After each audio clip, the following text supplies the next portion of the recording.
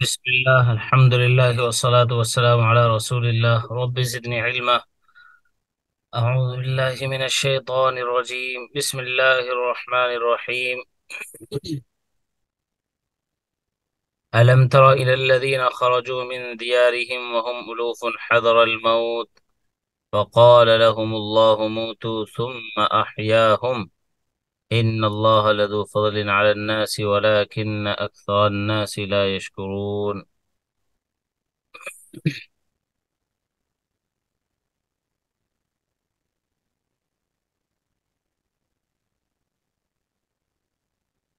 ألم ترى رأى يرى رؤية فعل أمر. The word of order is ra, and the active participle is ra'in. Passive participle is mar'in.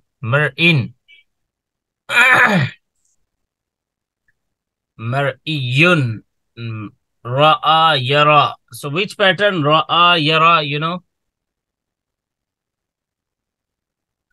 Ra'aya yar'ayu. It was in fact Ra'aya yar'ayu.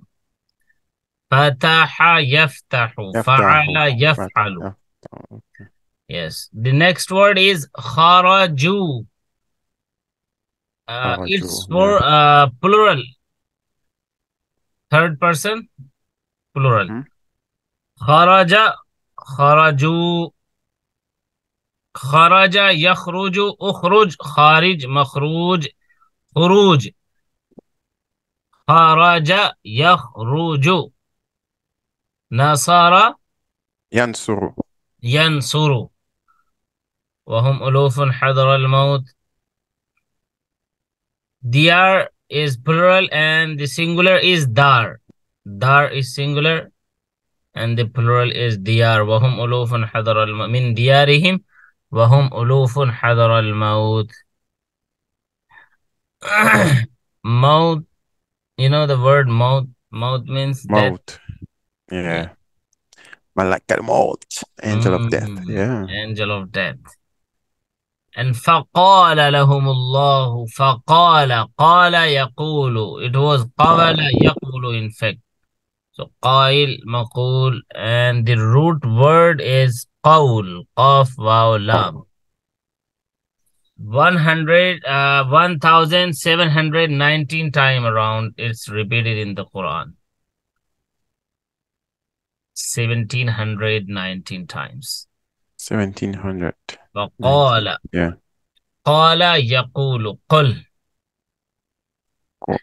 موتوا. مات يموت. مت ميت.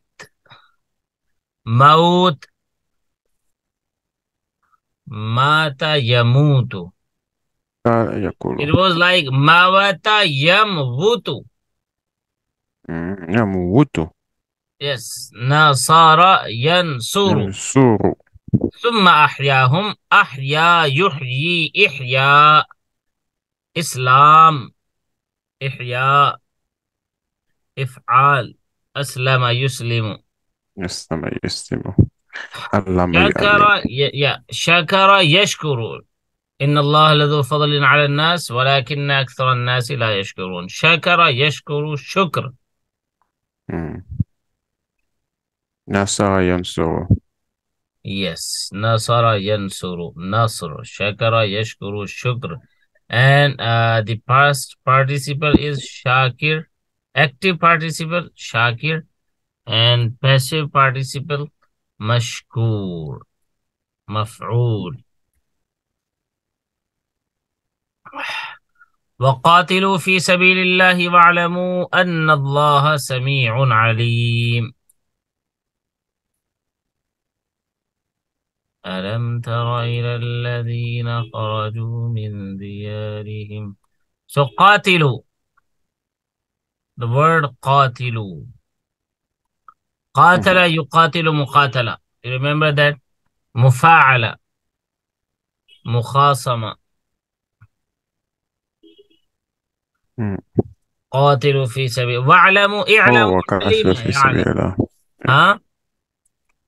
No, I say وقاتلوا في سبيل الله. Yes. Qatala hasaba. You know that. Hasaba yuhasibu. Qatala yuqatilu. يحاسبه. Yeah. Do muhasaba. i'lamu alima ya'lamu ilm. Alim ma'lum. أن الله سميع عليم. ألم تر إلى الذين خرجوا. Did you not see to those who went out from their homes and they were in thousands in fear of the death? فقال لهم الله موتوا. Then said to them, Allah, die. Then he restored them to life. Indeed, Allah is surely possessor of bounty for the mankind, but most of the people are not grateful. And fight in the way of Allah, and know that Allah is all hearing, all knowing.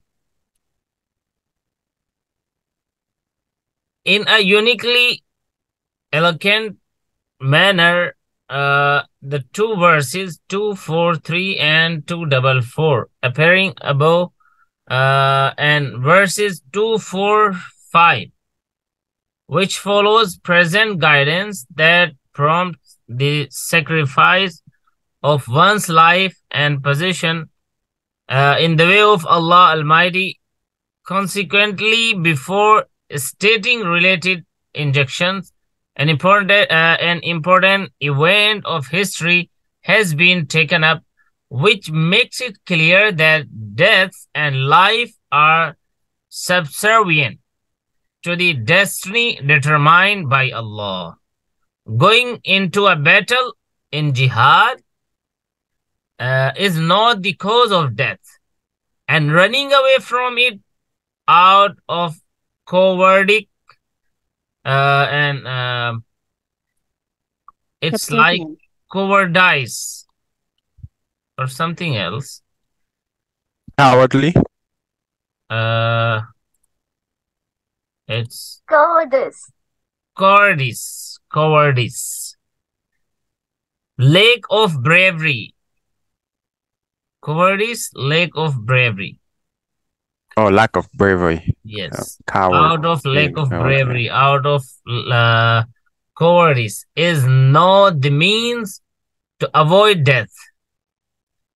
On the authority of revered companions, Sahaba, and their successors, Tabi'een, Tafsir ibn Kathir explains this event as follows. There was a group of Israelites in a city which was struck by plague or some other epidemic. The whole group, some 10,000 in number, panicked, leaving the city out of fear of death. All of them went out to camp in an open plain located between two mountains. Allah Almighty, in order to impress upon other people of the world that no living being can be escaped death by running away from it, sent two angels who stood on the two ends of the plain and sent forth some sort of shrill cry which caused all of them to drop dead instantly. Not one of them was left alive. When the people living in the adjoining area heard about this event, they hurried to the side, making arrangements to shroud and breathe 10,000 human beings was no easy task. They therefore enclosed the whole area with a fence of boughs, making a hole-like shed for the corpses, which in due course were decomposed, leaving bare bones lying around. After a long time, one of the prophets of Bani Israel, whose name has been identified as Ezekiel. No, Ezekiel. Yeah. Ezekiel. Passed through this location, he was amazed to see human bone structures strewn all over inside and enclosed shed. The whole story of these people was related to him through revelation. Prophet Hizqeel alayhi salam prayed Allah to bring these people back to life. Allah Almighty answered his prayer, and he was asked to address those crumbled bones in the following manner: أيتها العظام البالية إن الله يأمرك أن تجتمعي. O bones, all and world, Allah commands you to gather together, joint by joint, as you were. These bones received the command of Allah Almighty through the words of the Prophet and obeyed it. Isn't it that these were bones are considered by the whole world devoid of reason and consciousness? But they too, like every single particle of the world, are oriented to divine commands and possess senses and perceptive ability in proportion to their state of being, and are obedient to Allah Almighty. This is what the Holy Quran points to in the verse, أَعْطَى كُلَّ شَيْءٍ خَلْقَهُ ثُمَّ هَدَى. It means that Allah Almighty created everything and then gave it, built it, guidance in proportion to its state of being. The great poet Maulana Rumi has said about such phenomena, he said, dust, air, water, and fire have been bonded together. To me and you, they were dead. To God, they are alive. So when every human bone found its proper place at the behest of a single call, the Prophet was commanded to give yet another call to them as follows. What is that? أيتها العظام إن الله يأمرك أن تكتسي لحما وعصبا وجلدا. O bones, Allah Almighty commands you to wear your muscles, flesh, nerves, and skin. Immediately following the call, every skeleton of bones turned into a complete corpse under their very eyes. Sorry. Very eyes, okay. Very eyes. Then came the command that their souls be addressed, and Hizqeel alayhi salatu wassalam, he said, O soul, أيتها الأرواح إن الله يأمرك أن ترجع كل روح إلى الجسد الذي كانت تعمره. O souls, Allah Almighty commands you to return to your respective bodies you once inhabited. As the call was given, all corpses stood up alive before their very eyes and started looking around in wonder. They were saying, Subhanaka la ilaha illa anta. Sacred you are you, O Lord. There is no God but you. There is no worthy of worship except you. This is a formidable event was not only a thought provoker for the wise of the world, its philosophers and thinkers, and certainly decisive argument against the deniers of the last day, but was also guidance for mankind, pointing out that running because of the fear of death, be it from jihad or from plague or some other epidemic, is just not possible for one who believes in Allah Almighty and in the fate He has determined. The one who is certain in his belief, Iman, that there is a time for death.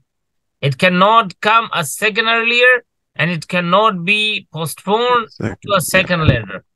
Therefore, this effort to run from death is not only redundant and wasteful, but also goes on to become the cause of Allah Almighty's displeasure. Now, let's look at these incidents through the word of the Holy Quran. Allah says, Alam tara ila alladhina kharaju. So Prophet sallallahu alaihi wasallam wasn't there so that he could see them. Why Allah Almighty said, Alam tara, did you not see them? Ila alladhina kharaju. So it must be like, it must be noted here that this incident belongs to a time thousands of years before the Holy Prophet sallallahu alaihi wasallam. He just cannot be asked to see it. What then is the purpose of saying Alam tara? Have you not seen? Commentators have said that in all situations where the Holy Prophet sallallahu alaihi wasallam has been addressed with the word Alam tara, and the news is old one, thousand years before. So what does it mean? Alam tara. It means Alam ta'lam. Have you Alam ta'lam? Alam ta'lam means, did you not know? But there is a wisdom in allowing this situation to be expressed through the Quranic from Alam tara. It points out that this incident is patently known and seen, and that this incident is as certain as if it is being seen today, and is worth seeing too. The addition of the word ila to word after Alam tara, have you not seen, helps pointing out in this direction is based on the nuances of the language. Uluf means like 10,000, around 10,000, because the word uluf is a plural like alf, alaf, uluf, thousands. So not less than 10,000, almost 10,000. فَقَالَ لَهُمُ اللَّهُ مُوتُوا. Allah said that, mutu, die you all. Yeah, okay. In the end, to awaken the negligence-prone man, it was said, وَلَكِنَّ أَكْثَرَ النَّاسِ لَا يَشْكُرُونَ. But most of the people are ungrateful. It means that human beings do behold thousands of demonstrations of divine grace and mercy, yet most of them show no gratitude. So we should be grateful to Allah, thankful to Allah. Some injections and rulings. This verse helps us identify some facts and injections, like divine decree overcomes human planning. No effort can be effective against that which has been determined by Allah. Taqdeer, that is called taqdeer, fate. And running away from jihad or plague or its likes cannot help one save his life. Tadbir, like tadbir, you do some tadbir, you just plan something yourself. So Allah's plan always wins, and He's a great planner. So no being in it can become a cause of death. The fact is that death comes at an appointed time. It can neither be earlier nor later. Rules pertaining to the place of epidemic. So it's not permissible to escape out from an area affected by plague, and its likes for safety elsewhere. In addition to this, as said by the noble Prophet sallallahu alaihi wasallam, it's not correct for the people to go there. It appears in hadith. The Prophet sallallahu alaihi wasallam said, Allah Almighty has, through His disease, plague, punished peoples who were before you. So when you hear about it spreading in a certain area, do not go there. And if it is spreads in an area where you already are, do not go out escaping from it. Sahih al-Bukhari and Sahih al-Muslim and Ibn Kathir. So Sahihain, Bukhari and Muslim, and one more, Ibn Kathir. So it's also like in Corona,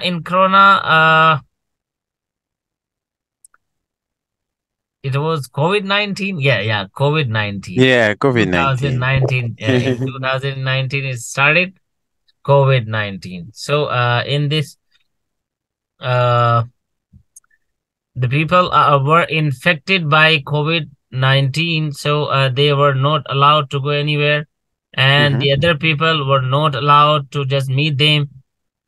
So was it just the planning of doctors?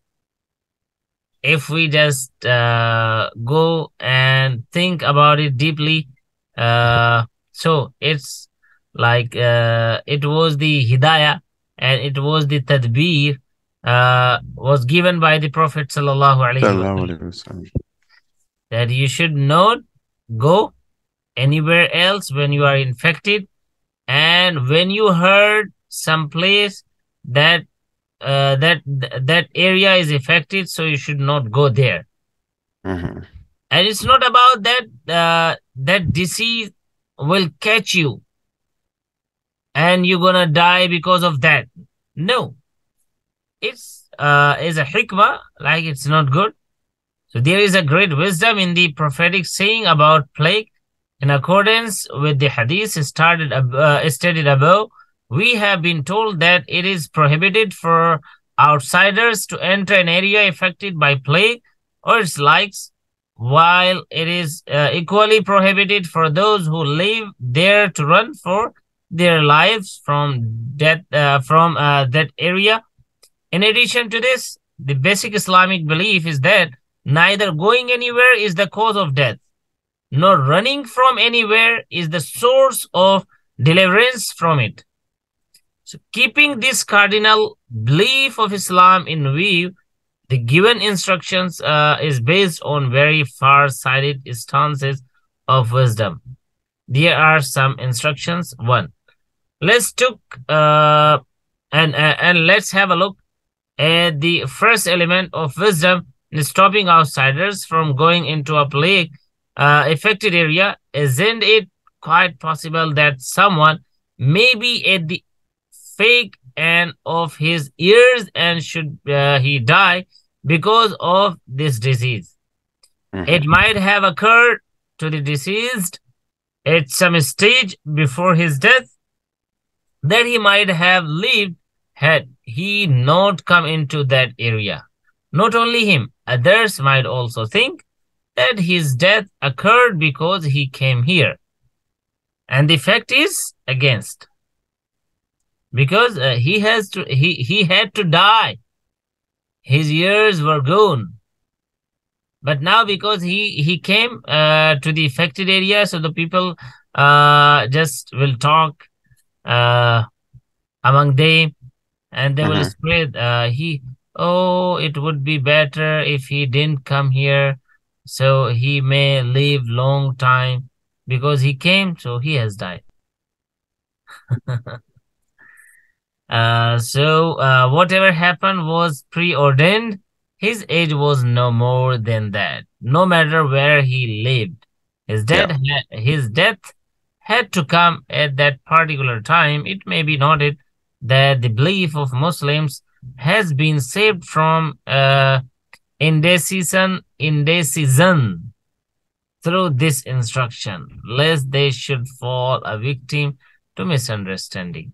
Second, the second aspect of wisdom here relates to the guidance Allah Almighty has given to man, that he should not go where there is a danger of being harmed or an apprehension of being killed. In fact, he should do his best.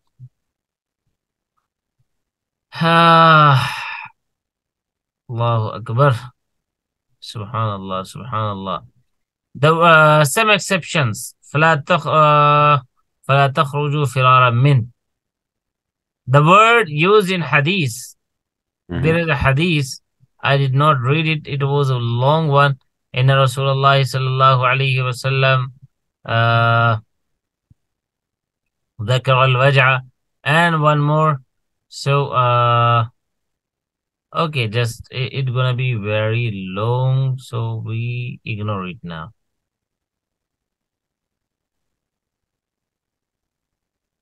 Allahu Allah. من ذا الذي يقرض الله قرضا حسنا فيضاعفه له أضعافا كثيرة والله يقبض ويبسط وإليه ترجعون. Just one more ayah. We're gonna read it, inshallah. We'll stop on 245. Yeah. Who is the one who will end to Allah alone good, so that He multiplies it for him many folds, and Allah withholds and grants abundance, and to Him you will be returned. So, qarz hasan, yuqridullah qardan hasana, what is good loan? In this verse, who would give Allah a good loan? The word loan refers to good deeds here, not loan like we just take it from the bank and so and to act spending in the way of Allah. This was expressed figuratively, and qarz literally loan.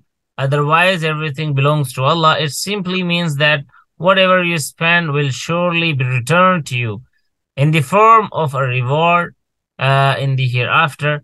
Just as a loan is surely returned, the promise of increased or multiplied return appears in a hadith which declares that a debt spent in the way of Allah is so increased by Allah Almighty that it outgrows the mountain of Uhud.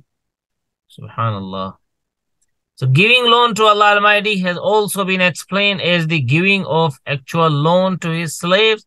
It means the human beings and thereby helping them in their hour of need. So the act of giving loan has been credited with great merit in hadith. The Prophet sallallahu alaihi wasallam said, "Ma min muslimin yuqridu musliman qardan marratan illa kana kasadaqatihi marratayn." For every Muslim who gives loan to another Muslim, it will be equal to having given sadaqah, charity, twice. Hearing this verse, "Man dhal ladhi yuqridu Allah qardan hasana," Ibn al-Arabi says, hearing this verse, says Ibn al-Arabi, people is split in three groups. The first group is that of those unfortunate people who, after hearing this verse, said, Muhammad's Lord is poor, na'udhu billahi min zalik, and we are rich. So the reply to this command was given by another verse, لَقَدْ سَمِعَ اللَّهُ قَوْلَ الَّذِينَ قَالُوا إِنَّ اللَّهَ فَقِيرٌ وَنَحْنُ أَغْنِيَاءُ. Allah has surely heard the saying of those who said, Allah is poor and we are rich. The second group is that of those who, hearing this verse, elected to act against it and adopted miserliness as their way of life. The law and greed of material possessions so tied them down that they remain deprived of the very ability to spend in the way of Allah. The third group is that of sincere Muslims who lost no time and acted as directed by the verse, given the best of their positions in the way of Allah. One of the companion of the Prophet sallallahu alaihi wasallam, Abu Dahda radiyallahu ta'ala, has asked the Prophet sallallahu alaihi wasallam, O Messenger of Allah, may my father and mother be sacrificed to you. Does Allah Almighty need loan from us, although He is Ghani, the one who needs no loan? The Holy Prophet sallallahu alaihi wasallam said, yes, Allah Almighty does wish to grant you entry in paradise through it. Hearing this, Sayyidina Abu Dahda radiallahu ta'ala said, let the Messenger of Allah stretch his hand forward. He stretched his hand forward. Now Abu Dahda radiallahu ta'ala started saying, I own 2 date farms. I own nothing except these. I give loan of these 2 farms of mine to Allah Almighty. Subhanallah. The Holy Prophet sallallahu alaihi wasallam said to him, dedicate one of these as waqf, endowment in the way of Allah, and keep the other to take care of your family needs. Abu Dahda radiallahu ta'ala said, you be my witness that I stand the better of the 2 forms which has 600 date trees in the way of Allah. He said, Allah will bless you with paradise in return. Subhanallah. Subhanallah. Prophet sallallahu alaihi wasallam said, Inna khiyarakum ahsanukum khada'an. The best person among you is the one who fulfills his obligation loan in a good manner. So if increase or premium has been made a condition, then that is haram, unlawful, and it is riba, interest as well. When you give qard to someone, when you give loan to someone, and you just decide a condition, if you give it to me after 1 month, it's okay. You add them, After 2 months, 10%. After 3 months, 12%. So this is unlawful. This is haram, not permissible in Islam. May Allah Almighty protect us from eating, taking, and living in a way which is unlawful. Okay, Brother Ahmed, now it's your time to translate. Yes. Bismillahirrahmanirrahim. Are you not aware of those who left their homes in thousands, fearing death? Then Allah said to them, die. Then He restored them to life. Indeed, Allah is full of bounty to mankind, but most of them are ungrateful. And fight in the way of Allah, and know that Allah is all-hearing, all-knowing. Who is the one who will lend to Allah a goodly loan of noble deeds, so that He multiplies it for him manifolds? And Allah withholds and grant abundance, and to Him you will be returned. So, Brother Ahmed, how was it? It was, knowledgeable. Today we did these. 100%, always knowledgeable, because the thing is, when I read the verse like this, I always have questions like, who did Allah, say die and restore them to life, like bring back people to life, So just by reading it without the tafsir, now the you knew, mashallah, that he said the seer, like the person who said he was Hizqil alayhi salam on the command of Allah Almighty. Exactly. So now it makes sense. Alhamdulillah. So, may Allah Almighty accept it and give us a huge quantity of knowledge, and just give us tawfiq to spread it as much as we can till the last breath. Inshallah. Assalamu alaikum wa rahmatullahi wa barakatuh. Alaikum, salam wa rahmatullahi wa barakatuh.